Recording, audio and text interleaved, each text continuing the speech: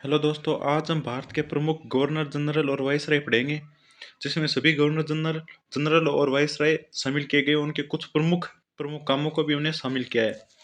तो पहला governor general है वो है वारेन हेस्टिंग।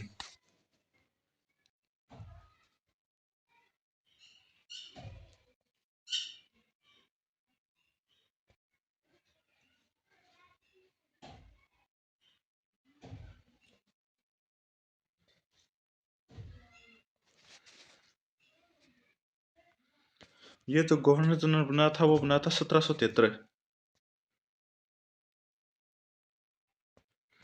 और 1785 तक रहा। अब इसके कुछ प्रमुख काम देख लेते हैं। तो इसी के काल में रेगुलेटिंग एक्ट आया था 1773 का।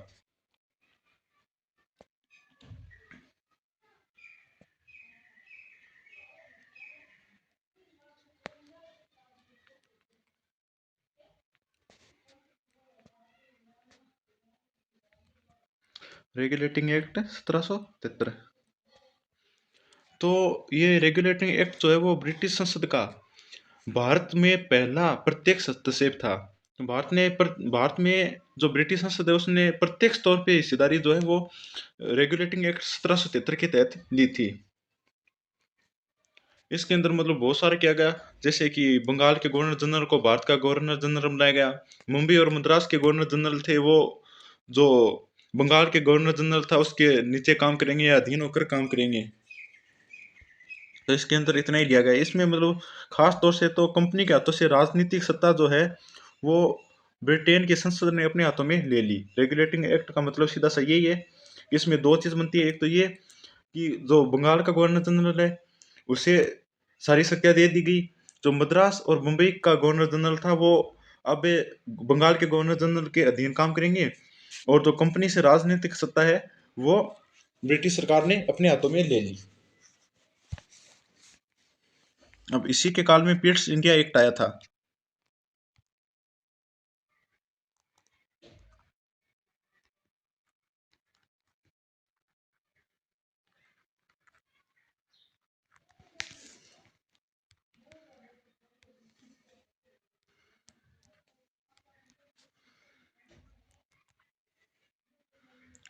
जो कि आया था 1784 में। पिट्स इंडिया एक्ट ये एक्ट हो जाएगा।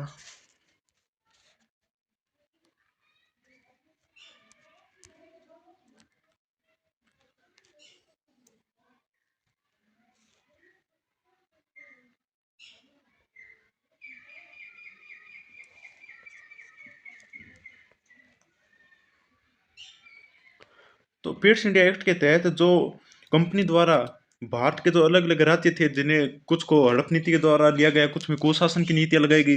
तो जो क्षेत्र जो भारत के थे वो ब्रिटिश कंपनी द्वारा अधिकृत किए गए, उस पे राज जो है वो ब्रिटिश ताज यानी ब्रिटिश क्राउन का हो जाएगा।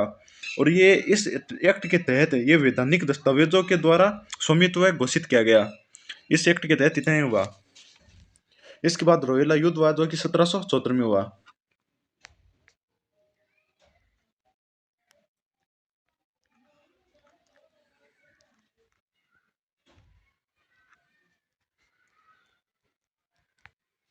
ये युद्धों पर जो इम्पोर्टेंट इम्पोर्टेंट युद्ध है उस पर मैंने एक क्लास बना रखी है, आप वो देख सकते हैं।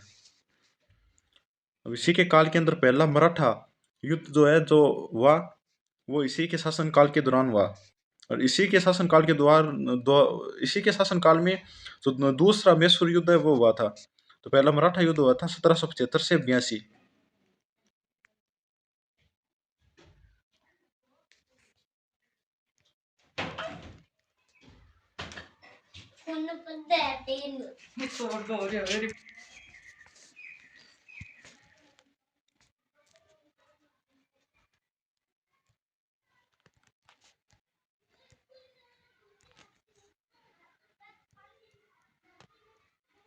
यह आंग्ल मराठा युद्ध होगा अंग्रेजों और मराठों के मध्य। और इसी के काल में दूसरा मैसूर युद्ध हुआ था जो 1780 और 84 के बीच हुआ था।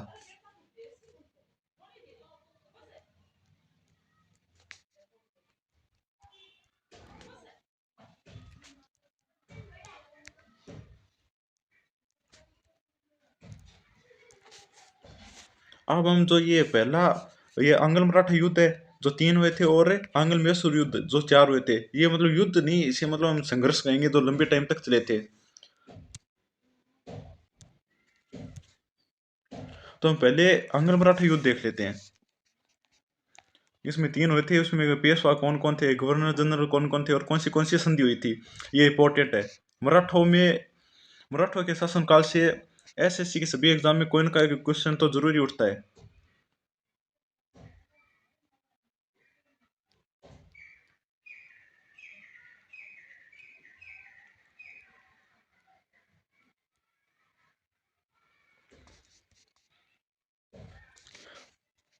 तो इसमें पहला हो जाएगा प्रथम,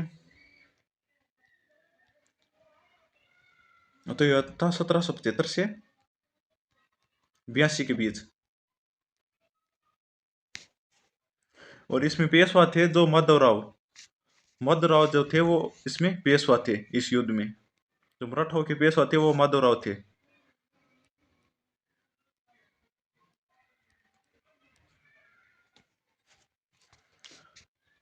और अंग्रेजों की तरफ से जो गवर्नर जनरल थे वो थे वारेन हेस्टिंग।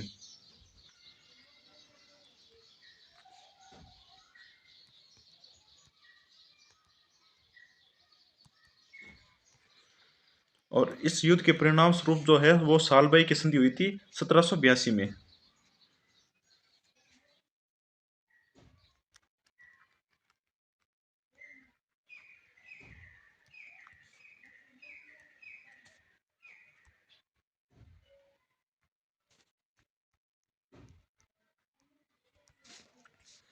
अब हम दूसरा ले लेते हैं, दूसरा अंग्रेज मराठा युद्ध, जो कि 1803 से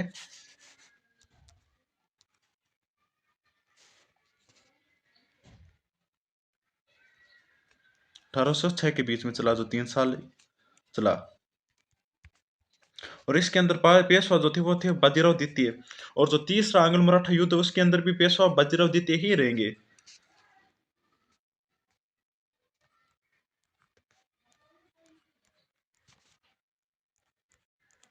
ये दूसरा तीसरे में तो याद रह जाएगा, बाजीराव मस्तानी जो मूवी आई थी उसके नाम से याद रह जाएगा ये। वो प्रथम थे, ये द्वितीय है। इसके अंदर गवर्नर जनरल था वो थे वेलेजली। और इनके साथ में एक सेनापति आया था, वो था जॉर्ज बार्लो। और इसके अंदर जो राजघाट की संधि हुई थी वो हुई थी 1805 में।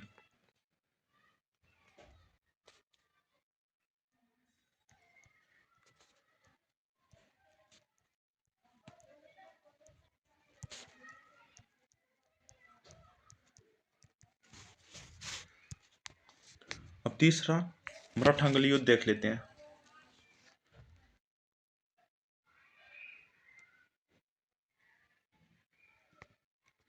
ये जो हुआ था 1817 से 1818।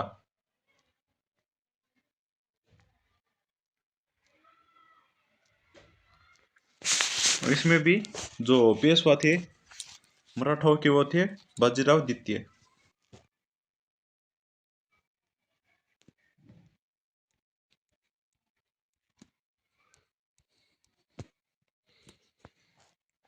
और इसके अंदर जो गवर्नर जनरल हो जाएगा लॉर्ड हेस्टिंग। लॉर्ड हेस्टिंग जो है वो गवर्नर जनरल या फिर सेनापति हो जाएंगे।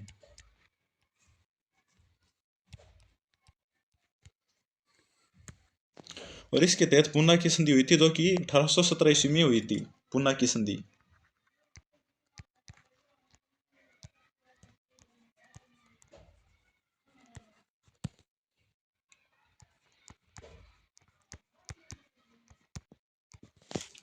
अब साथ में हम जो मैसूर और अंग्रेजों के मध्य 4 युद्ध हुए थे वो भी देख लेते हैं।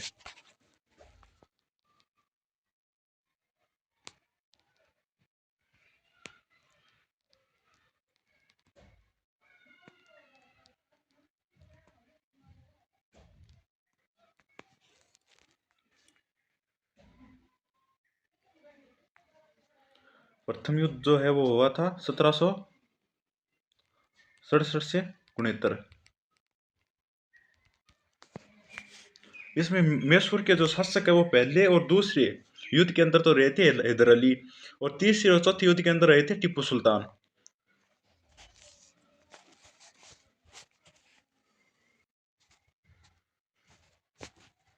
तो इसके अंदर हो जाएंगे जो मैसूर के शासक है वो हो जाएंगे हैदर अली।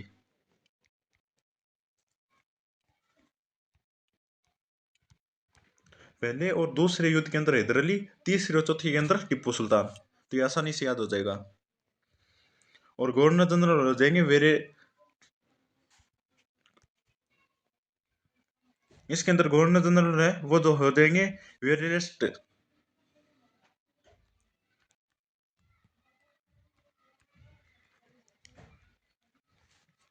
गवर्नर जनरल कौन हो जाएंगे, वेरेस्ट। और इसके अंदर जो संधि हुई थी वो हुई थी मद्रास की संधि।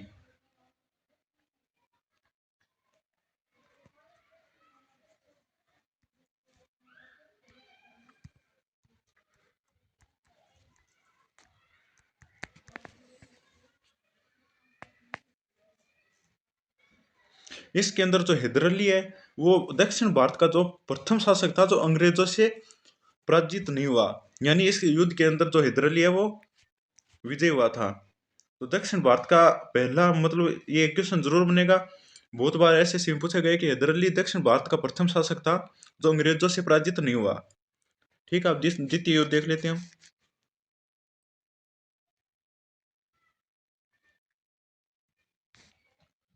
ये जो है वो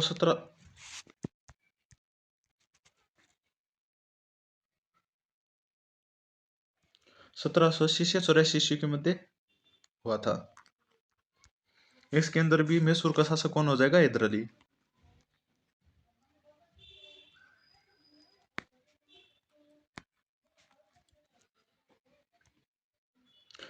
और जो गवर्नर जनरल जो है वो हो जाएंगे हेस्टिंग, वॉरेन हेस्टिंग हो जाएंगे।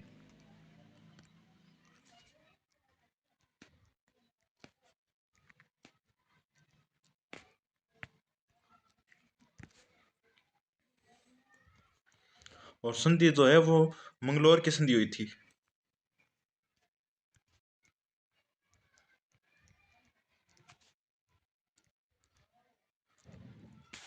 1784।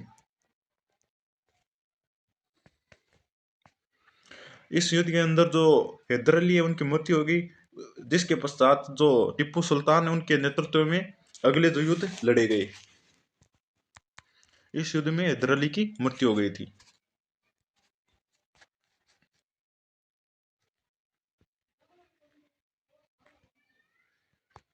ये तो 1790 से 92, 2 साल चला।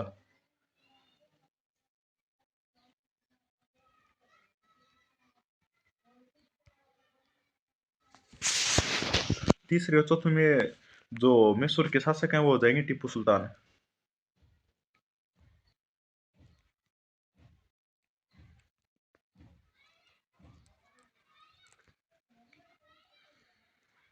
गवर्नर हो जाएगा लॉर्ड कॉर्नवालिस।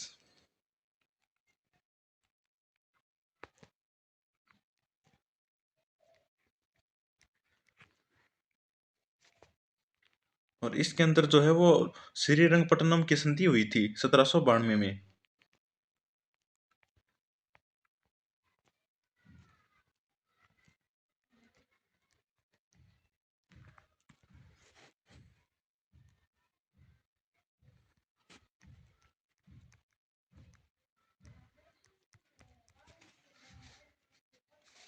इस युद्ध के बाद जो टीपू सुल्तान की आर्थिक स्थिति थी, सैन्य शक्ति थी, वो बहुत ज्यादा कमजोर हो चुकी थी।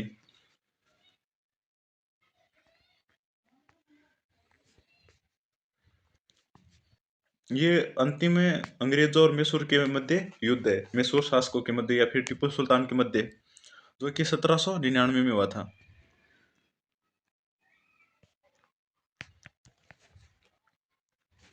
जो मैसूर के शासक हो जाएंगे टीपू सुल्तान।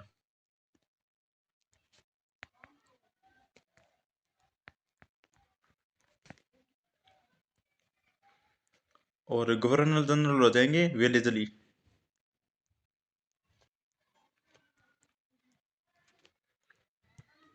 और इसके अंदर मैसूर सहायक संधि हुई थी।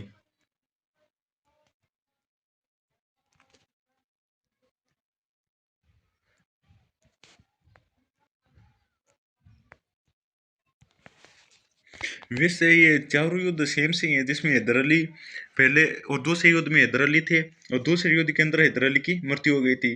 और इसमें तीसरे चौथे में थे टीपू सुल्तान, जिसमें चौथे में टीपू सुल्तान की मृत्यु हो गई थी।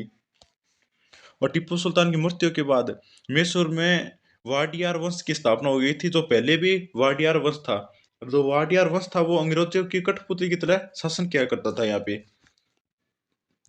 यानी फैसले सभी अंग्रेजों की हुआ करते थे।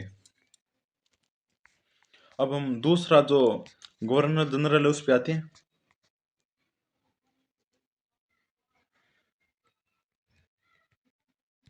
दूसरा गवर्नर जनरल हो जाएगा लॉर्ड कॉर्नवालिस।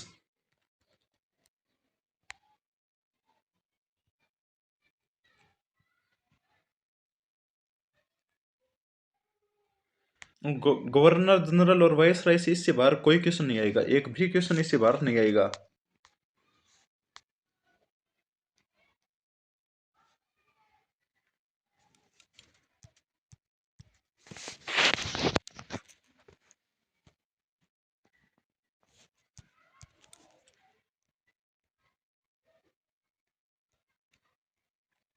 ये जो है 1786 से 93 तक जनरल रहे।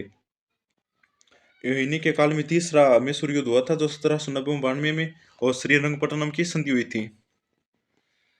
और इसी ने लॉर्ड कॉर्नवालिस कोड जो 1793 में थे लागू किया।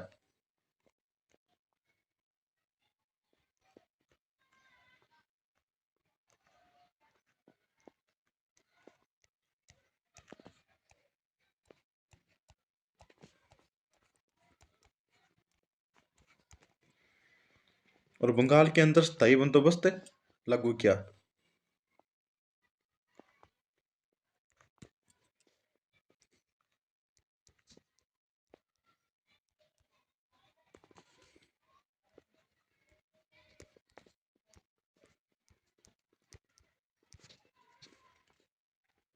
1793 ये स्थायी बंदोबस्त है।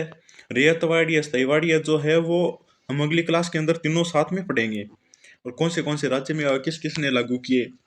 और ये होते क्या है, स्थायी बंदोबस्त का मतलब तो ये हो जाता है कि जैसे कंपनी का रेवेन्यू है, वो इस बार अनाज कम हुआ, जो खेती थी उसके अंदर उत्पादन कम हुआ तो कम हो जाता था, अगली साल ज्यादा हो जाता था, जिससे कोई अनुमान नहीं लगा सकती थी कंपनी की भी हमारे पास कितना रेवेन्यू आएगा अगली साल। तो स्थायी बंदोबस्त के अंदर कर जो है वो स्थायी कर दिया गया है, चाहे आपकी उपज ज्यादा हो या फिर कम हो, इससे कंपनी को कोई फर्क नहीं पड़ता। उन्होंने जो कर है वो एकदम स्थायी कर दिए, तो इसे स्थायी बंदोबस्त का नाम दिया जाता है। आगे हम साथ में दोबारा पढ़ लेंगे।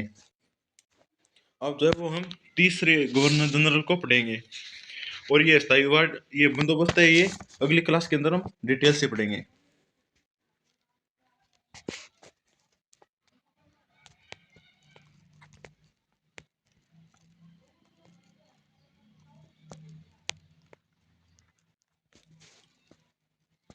लॉर्ड वेलेजली जो तीसरे गवर्नर जनरल थे, 1798 से 1805 तक रहे।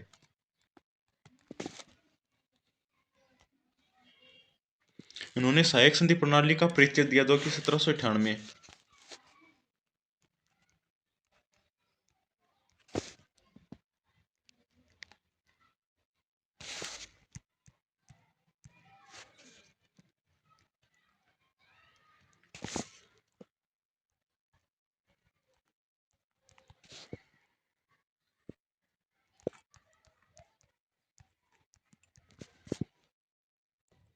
चौथा मैसूर युद्ध है वो भी इन्हीं के काल में हुआ था, जो हमने पीछे पढ़ लिया, तो ये मैं नहीं लिखता हूँ, वो तो हमने पहले पढ़ ही लिया है, तो लिखने की क्या जरूरत है। और दूसरा मराठा युद्ध भी इन्हीं के काल में हुआ था, तो इनके काल में बस इतनी इंपॉर्टेंट चीज हुई थी। कुछ जो है वो राजनीति में भी पढ़नी पड़ेगी आपको। अब हम चौथा पढ़ते हैं, लॉर्ड मिटो।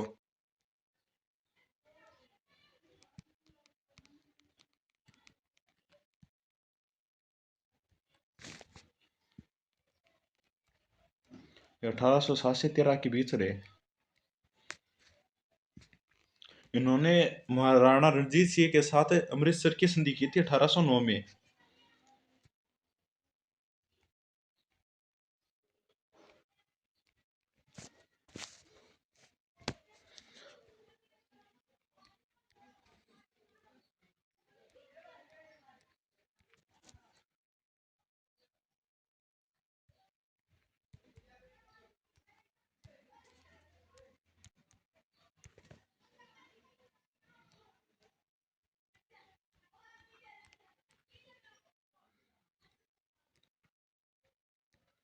और इसने जो लुधियाना है वहां पे एक ब्रिटिश टुकड़ी भी स्थापित की, ताकि महाराणा रणजीत सिंह जो है वो अंग्रेजों के जो क्षेत्र है उसके अंदर हमला ना करे।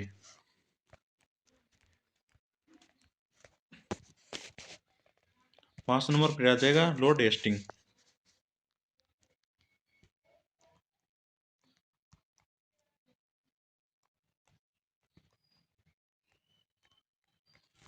अठारह सौ तेरह से 1823।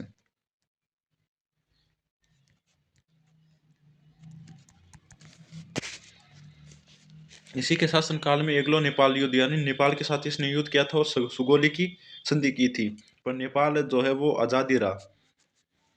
और इसी के काल के अंदर तीसरा मराठा युद्ध हुआ था, जिसको हमने पहले पढ़ ही लिया। और रेयतवाड़ी प्रणाली की स्थापना इसने की थी, जो हम आगे अगली क्लास के अंदर पढ़ेंगे।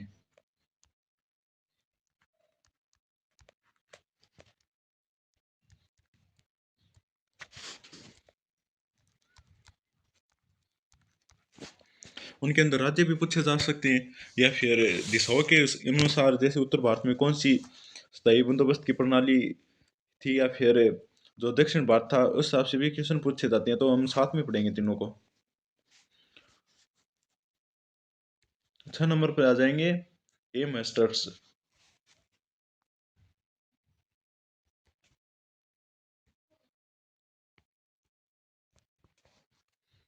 ये जो है 1823 से 28 के बीच रहे।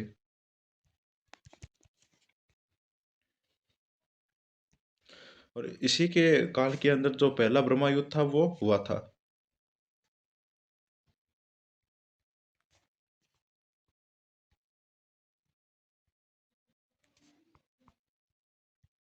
ये 1824 से 1826 के बीच चला।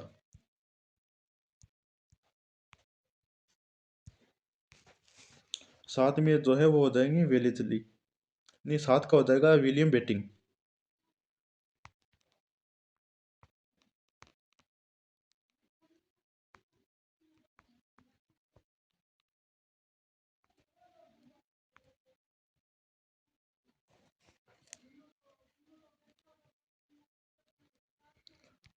अठारह सौ अट्ठाईस से 35।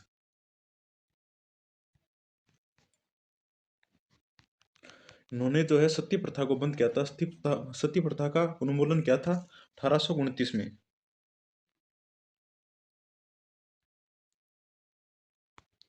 सती प्रथा पे जो रोक लगाने का जो कार्य है वो इन्हीं के द्वारा किया गया।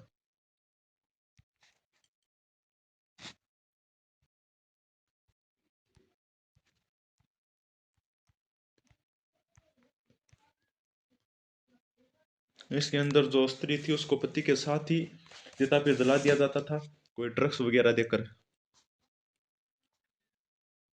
और इसी के काल में चार्टर एक्ट आया 1833।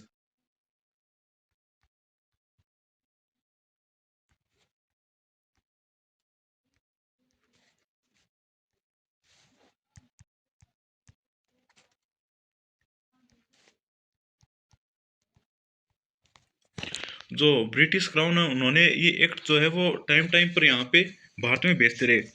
जैसे चार्टर एक्ट 1813 का भी था, 1793 का भी था और 1833 का भी था।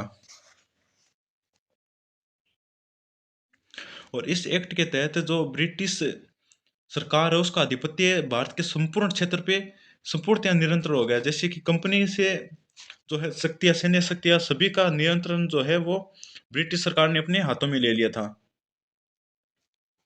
इसके अंदर इतना ही है, जिसके अंदर मद्रास और मुंबई के जो गवर्नर है विधायिका संबंधी शक्ति से वंचित कर दिया गया उनको। यानी जो मद्रास और मुंबई है उनके गवर्नर जनरल से, जनरल ही थे, गवर्नर जनरल तो सिर्फ वो गवर्नर जनरल के पद से तो उनको हटा दिया गया और सिर्फ गवर्नर रखा गया, और उनसे जो सभी शक्तियां हैं वो ले ली गई, और जो सारी शक्तियां वो भारत के गवर्नर जनरल को दे दी गई। तो इस अधिनियम के तहत इतना ही हुआ। अब हम 8 नंबर के पढ़ते हैं, जो कि थे लॉर्ड ऑकलैंड।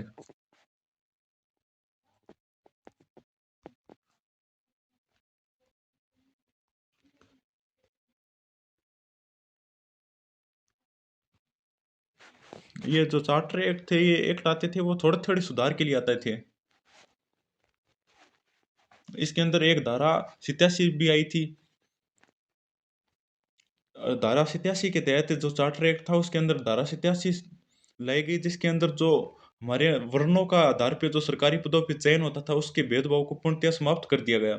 यानी वर्णों के आधार पर वहां पे अब चुनाव नहीं होगा, चुनाव योग्यता के आधार पे निर्धारित किया गया धारा 87 के तहत चार्टर एक्ट के अंदर।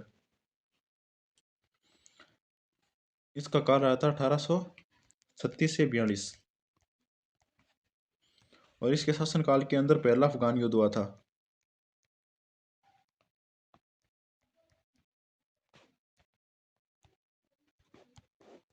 ये 1838 से 42 के मध्य चला।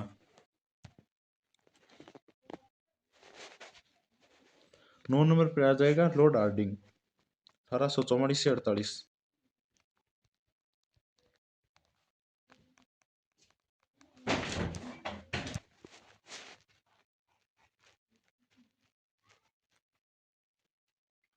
ये 1844 से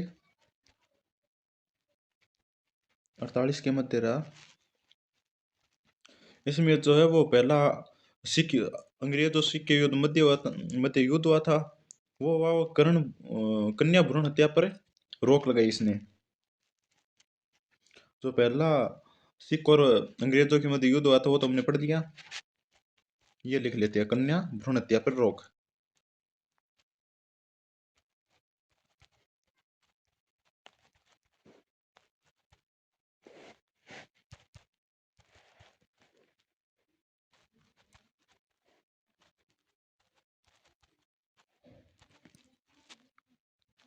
दस नंबर है वो हो जाएंगे डलहौजी।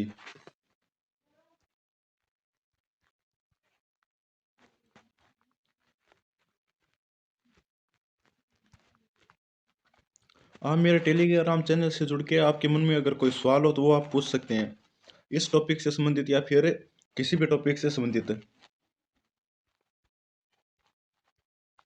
अगर कोई मैथ का क्वेश्चन हो या फिर कोई रीजनिंग का हो तो आप वहाँ पे भेज सकते हैं।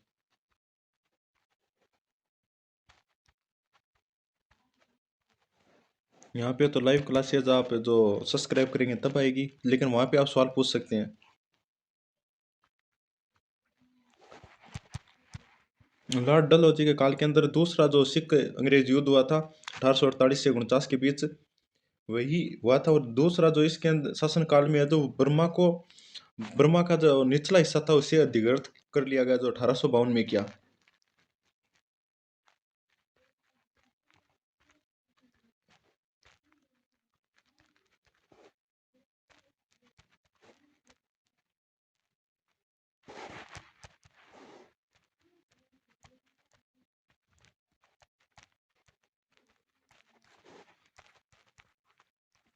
अठारह सौ बावन।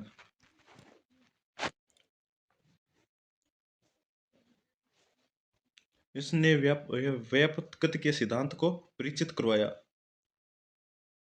ये व्यापकता के सिद्धांत को, नाम आ ही नहीं रहा, व्यापकता के सिद्धांत से परिचित करवाया।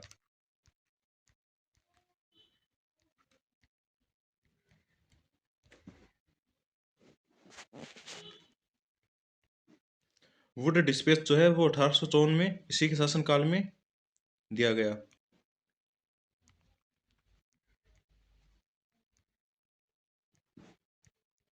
1854। और इसने बम्बई से थाने के मध्य जो रेल लाइन थी वो 1853 में इसी के शासनकाल में, या फिर ये गवर्नर जनरल था इसी टाइम में बिछाई गई। 1853 में मुंबई से थाने के बीच।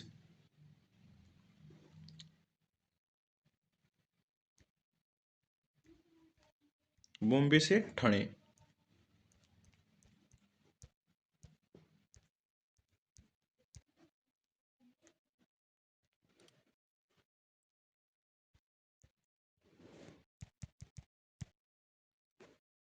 बीच रेल लाइन।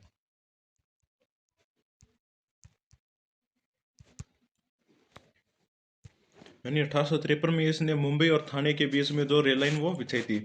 और इसने लोक निर्माण विभाग की स्थापना की। ये भी लिख लेते हैं। ये क्वेश्चन जो है वो एनटीपीसी में आया था।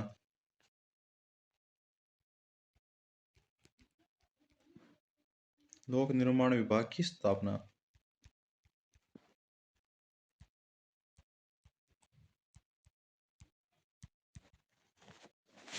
अब जो गवर्नर जनरल थे वो समाप्त हो गए, इसके बाद हम वायसराय स्टार्ट करेंगे। वायसराय।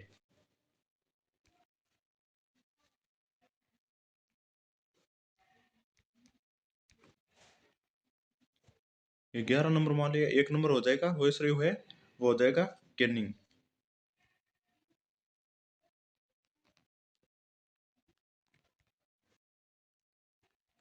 1856 से 62। 1857 की क्रांति जो है वो इसी के काल में हुई थी।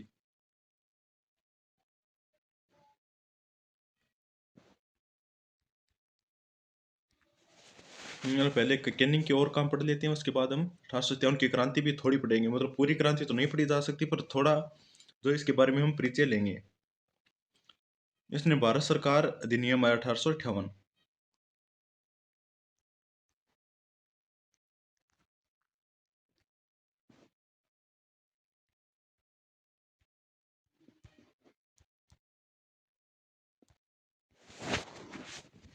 इसी के टाइम में विधवा पुनर्विवाह अधिनियम आया।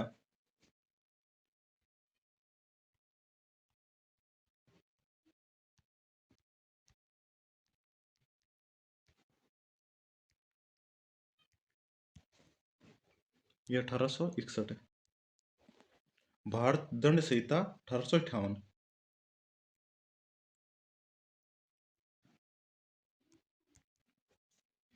भारतीय दंड संहिता 1858।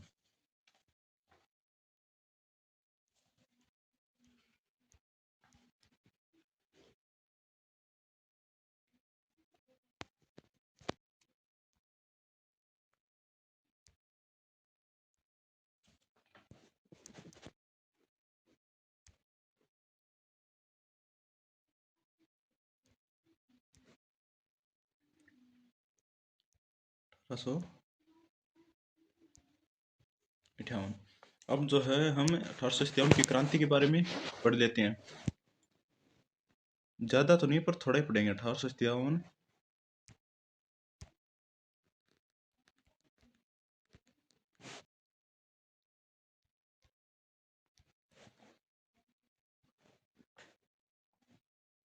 तो इसका आरंभ जो है वो हुआ था 10 मई 1857।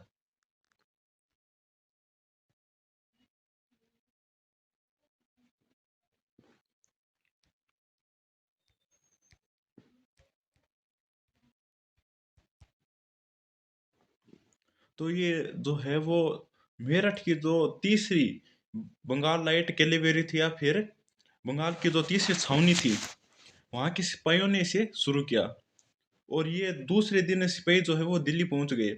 उसमें दिल्ली में जो मुगल बादशाह था वो था बहादुर शाह जफर, जो कि उस समय भारत का सम्राट था। मतलब वृद्ध अवस्था में आ गया था, ये बुढ़ा हो चुका था। पर उनके उस समय जो सैनिक है उनको समझ में नहीं आया कि भी इस क्रांति का नेता किसे घोषित किया। अगर तांत्या तोपे को करते तो वो मतलब युवा भी था और उसमें जोश भी था, पर समझ में ना आने के कारण जो हमारा मुगल सम्राट था उसे ही क्रांति का नेता घोषित किया गया।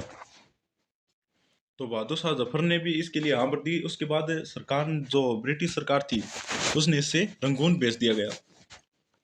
तो ये 1857 की क्रांति जो भारत में भी चली और ब्रिटेन में भी चली। भारत में तो इसे प्रथम स्वतंत्रता संग्राम नाम दिया गया, और ब्रिटेन की जो संसद थी उसमें इसको इंडियन म्यूटिनिटी एक्ट कहा गया।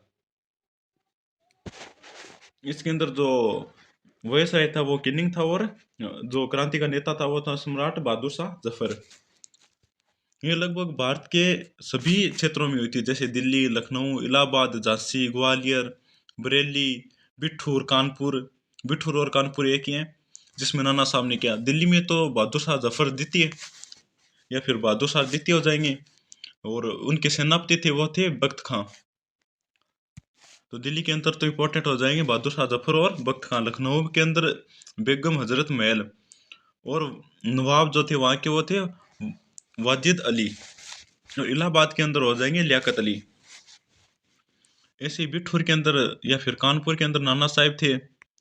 और फैजाबाद या शाहजहाँपुर के अंदर मौलवी अहमद अल्लाह थे। फतेहपुर के अंदर थे आजिम मुल्ला। गोरखपुर में थे गजादर सिंह।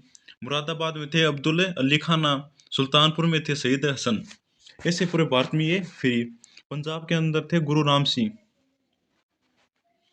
और इस क्रांति के अंदर जो है वो लास्ट के अंदर जो ब्रिटिश सरकार थी उसने इस क्रांति के ऊपर जो अपना पूरी तरह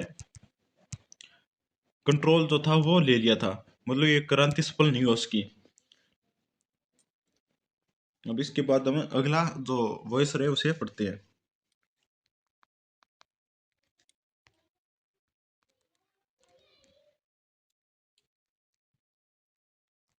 2 नंबर वॉइस रहे हो जाएगा जॉन लॉरेंस।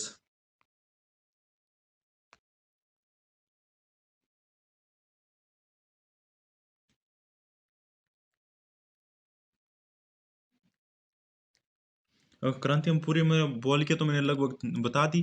पर ये 1857 की क्रांति लगभग बहुत बड़ी, मतलब 2-3 क्लास में खत्म हुई सी है। पर लगभग हम एक क्लास इसके लेंगे, जो इंपॉर्टेंट क्वेश्चन है वो इसके अंदर आ जाएंगे। कम से कम 32-33 प्रमुख स्थानों पे ये क्रांति हुई, जैसे बड़े बड़े क्षेत्रों के अंदर। तो एक बार में तो ये कैसे पढ़ी जा सकती है।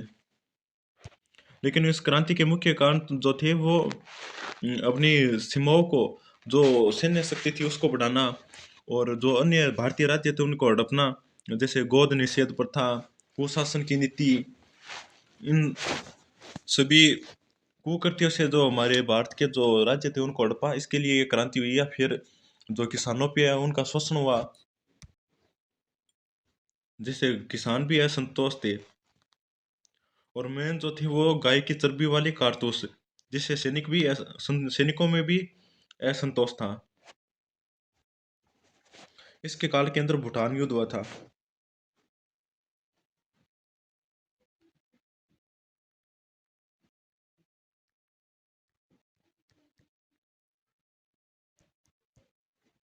कलकत्ता और मुंबई के अंदर उच्च न्यायालय की स्थापना की गई।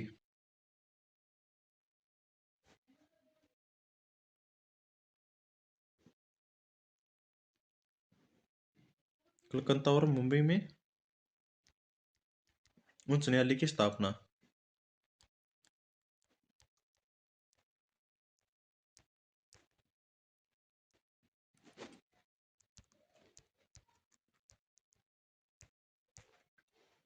1865 में मद्रास।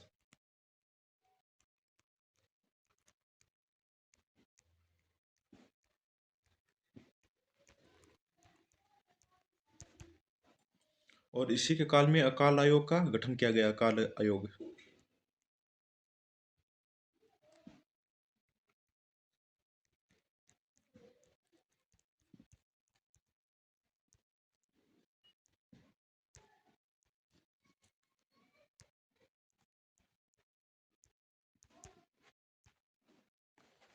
जो 3 नंबर हो जाएगा वो हो जाएगा मेयो, 1869 से 72।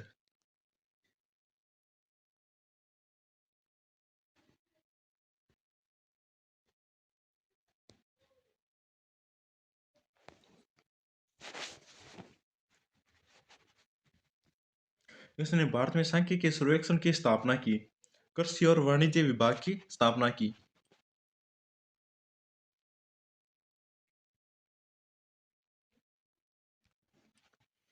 पहले जो है वो तो सांख्यिकी सर्वेक्षण की स्थापना और कृषि और वाणिज्य विभाग की स्थापना।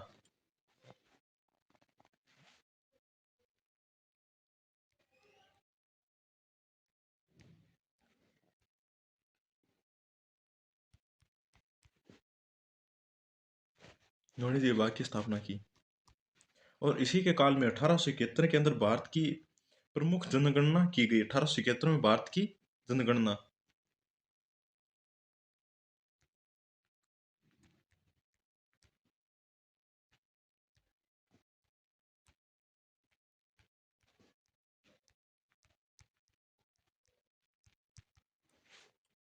4 नंबर पे जो है वो हो जाएगा लिंटन।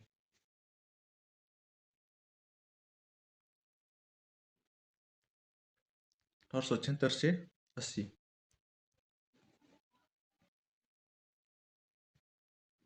इसके काल में रॉयल टाइटल अधिनियम आया।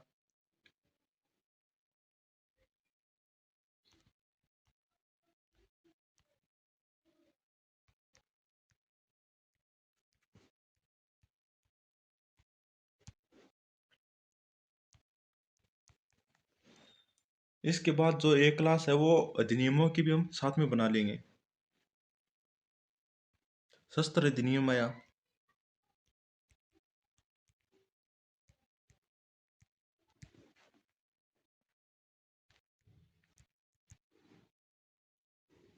इसके काल में सेकेंड अफगान युद्ध हुआ। और पहली बार जो 1878 है उसमें पहली बार काल आयोग की स्थापना भी इसी के काल में हुई। पर ये इतना इम्पोर्टेंट नहीं है, तो बस लिंटन का नाम याद रख लेना। अगला जो है वो हो जाएगा रिपन।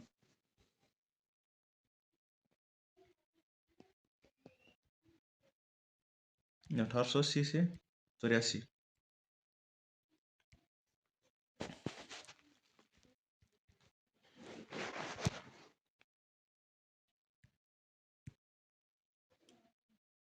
जो ये मेयो है इसके काल के अंदर 1871 में भारत की प्रमुख जनगणना यानी कि जनगणना करने की कोशिश की गई। फिर इसके अंदर पहली बार जो जनगणना है वो की गई। ठीक है, तो और जनगणना का समय निर्धारित किया गया, भी अगली जनगणना है वो इतने समय के पश्चात की जाएगी।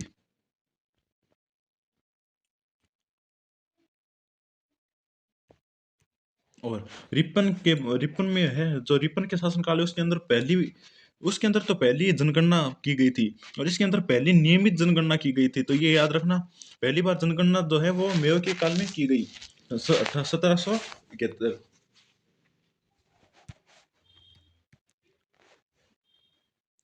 हाँ, मेयो के काल के अंदर 1871 के अंदर मतलब 10-10 साल के अंदर जनगणना की जाती है। तो 1871 के अंदर भारत की पहली जनगणना की गई, पहली। ठीक है।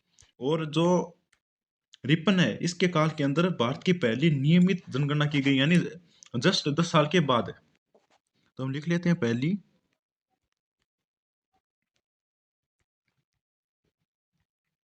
नियमित जनगणना।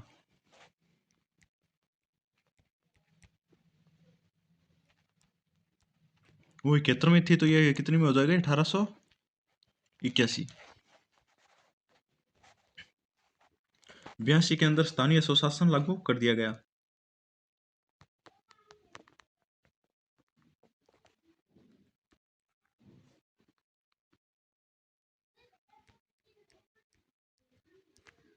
अठारह सौ बयासी में। इसी के काल में हंटर आयोग की स्थापना की गई। यह स्थापना क्या होते हैं? हंटर आयोग बनाया गया। ये हंटर आयोग जो है वो जलियांवाला बाग हत्याकांड के लिए बनाया गया था।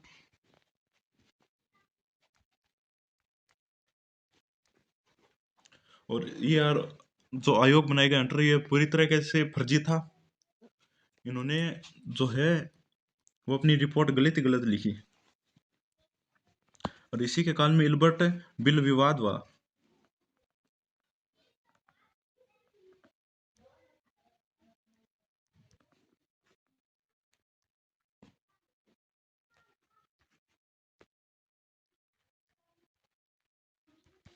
हंटर आयोग को काला आयोग भी कहते हैं।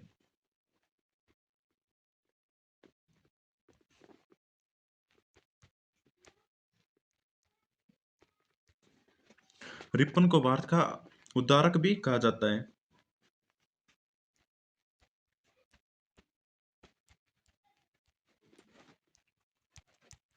इसने कृषि क्षेत्र के अंदर थोड़ी सुधार जो है वो किए।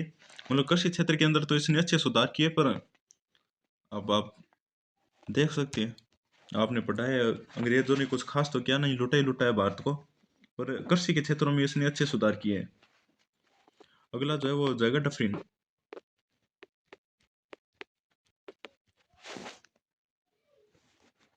ये एक लास्ट लेते हैं, और इसके बाद जो अगली क्लास है उसके अंदर हमें बाकी के जो है वॉइस रहे उनको पढ़ेंगे। 1884 से 88 के बीच रहा। इसी के काल में ब्रह्मा युद्ध हुआ। ब्रह्मा का जो द्वितीय युद्ध है वो। 1885 से 88।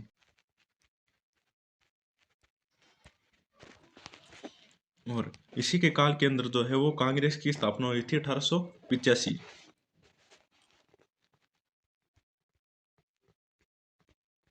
कांग्रेस की स्थापना, जिसके अध्यक्ष थे वो थे चित्तरंजन दास। बाद में चित्तरंजन दास और जवाहरलाल नेहरू ने अपनी दूसरी पार्टी की स्थापना भी की थी। तो अब हम इतना ही पढ़ेंगे, बाकी के जो वॉइस रहे वो अगली क्लास में पढ़ेंगे। अगर आपको क्लास अच्छी लगी हो तो चैनल को सब्सक्राइब जरूर करें। अब एसएससी का जो अगला एग्जाम, एसएससी जीडी का जो एग्जाम आएगा उसकी सभी क्लासें हम आपको इसी चैनल पे देंगे।